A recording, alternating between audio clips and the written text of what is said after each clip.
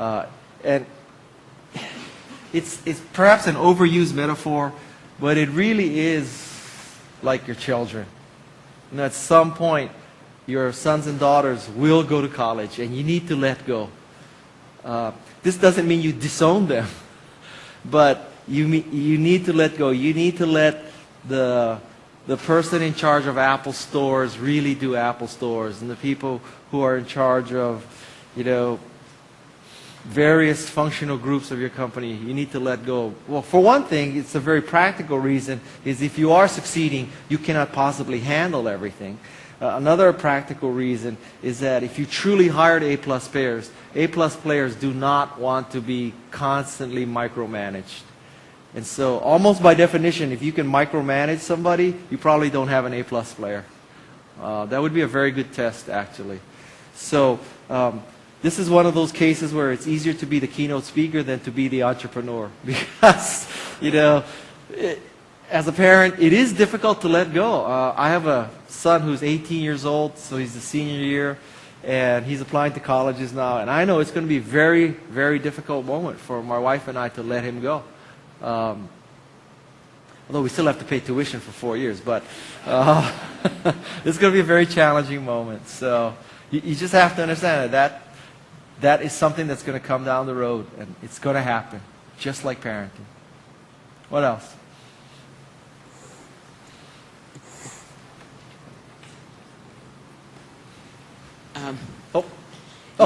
Sorry.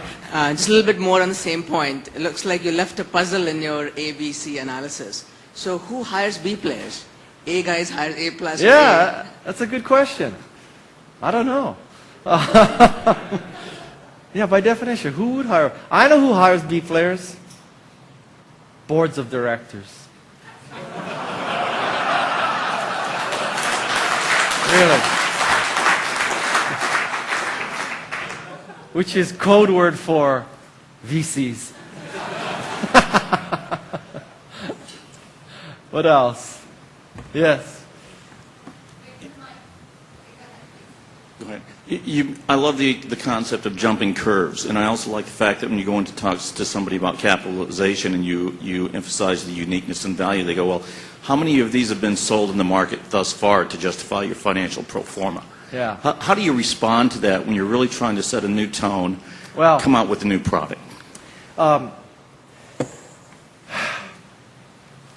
When you encounter that kind of response, I would say one of two conditions exist. One is it's a clueless venture capitalist, or that person is essentially telling you no. So basically, when you deal with venture capitalists, there's only one response that is yes. And the one response is, let's start due diligence. That's a yes. Everything else is no. If they say, when you get a customer, come back to me, that's a no. If they say, when you get a co-investor, come back to me, that's a no. Everything is a no, except we want to start due diligence. That's a yes. So now you might ask, well, why do venture capitalists not say no?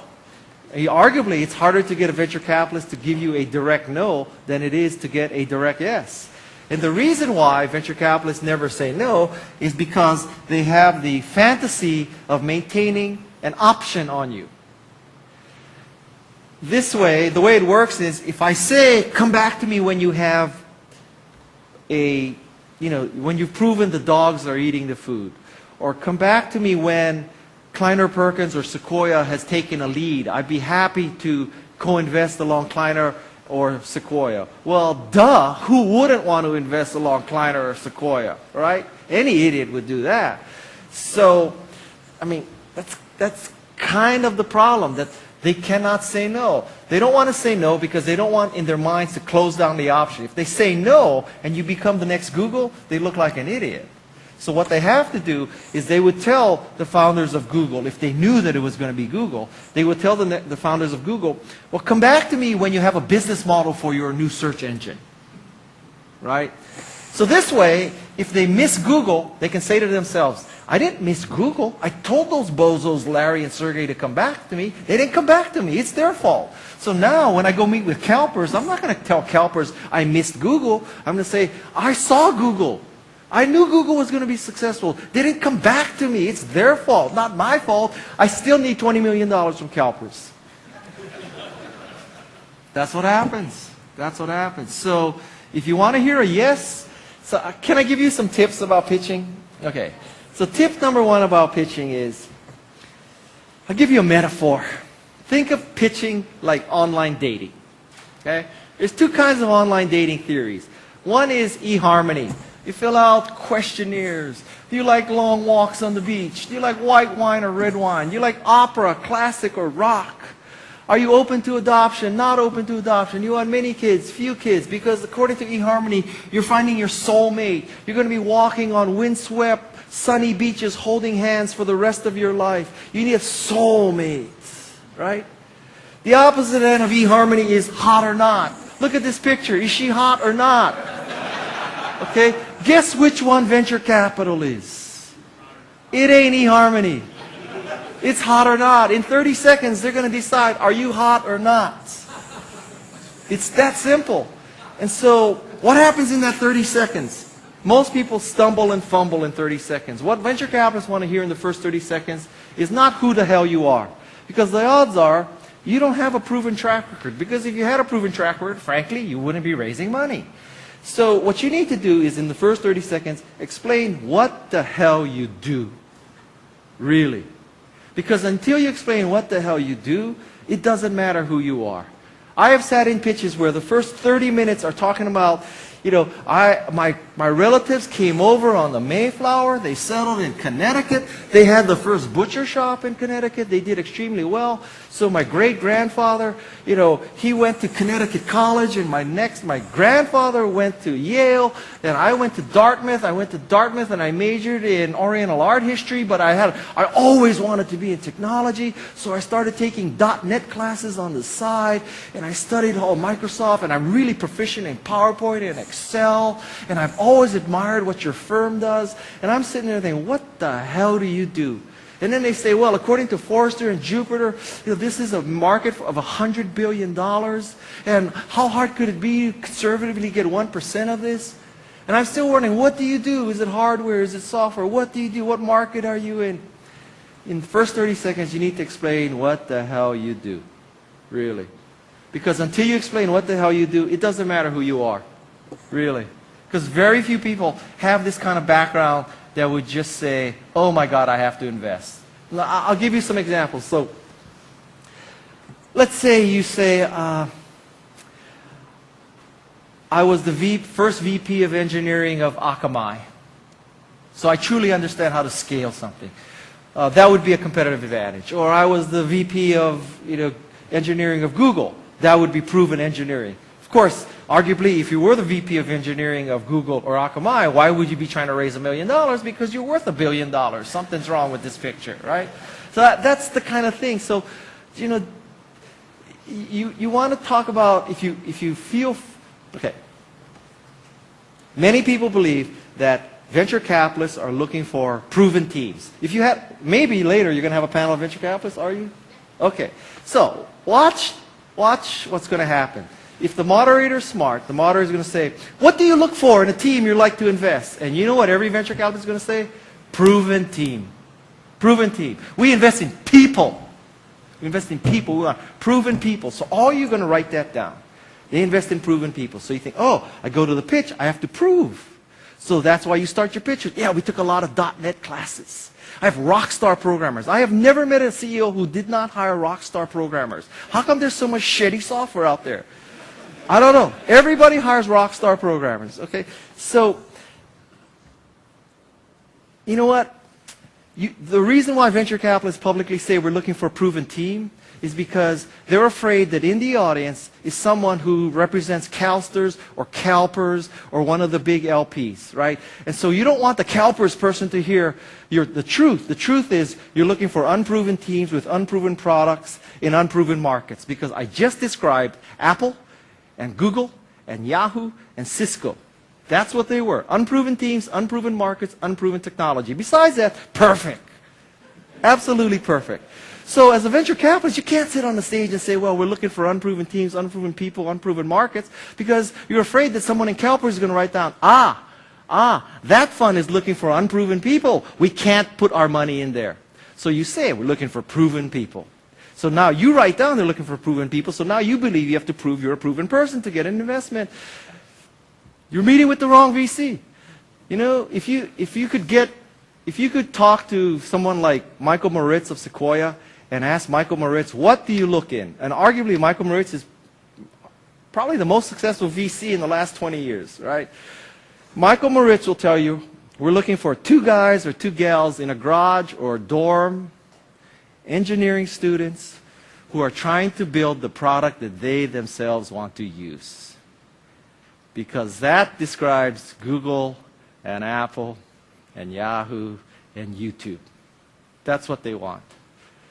So when somebody says, come back to us when you have more revenue, come back to us when Kleiner Perkins or Sequoia is leading the round, come back to us when you have a world-class team, they're saying no. They're saying no. Okay? Yes. You want to know how I really feel? Hi. But don't forget, during the panel, watch, okay? Somebody asked the question, what do you look for in a team? Watch. Just watch. Going back to the 12 things you learned from Steve, customers cannot tell you what they need. What was the process of customer development like at Apple that, you know, not surveying people, asking them what they need, but was there a process observing, you know, what they were going to use? And the process was Steve Jobs said, do this. That was the process. You know, a focus group at Apple is defined as Steve's left hemisphere was connected to his right hemisphere. That was the 2 members of the focus group. His left brain and his right brain were connected by cortical structure. That's it. It was. Now, having said that, you know, I don't necessarily recommend that, you know, you all think you're mini Steve Jobs and you can anticipate the future. But I will tell you that it's very unlikely that you could put together people in a focus group and ask them what they want and you come up with anything useful, because I will tell you, I'll save you the money. They'll tell you better, faster, cheaper, status quo. Like, whatever you do, if you do better, faster, cheaper, status quo, the focus group will love you. It's that simple. What else? I have to think one last question because I have to go to something that I cannot miss, actually. Yes. Well, there's a lot of pressure on me now. Well, where are you? Over here. Oh, okay. So I have a question about point 3, about the biggest challenges be getting the best work.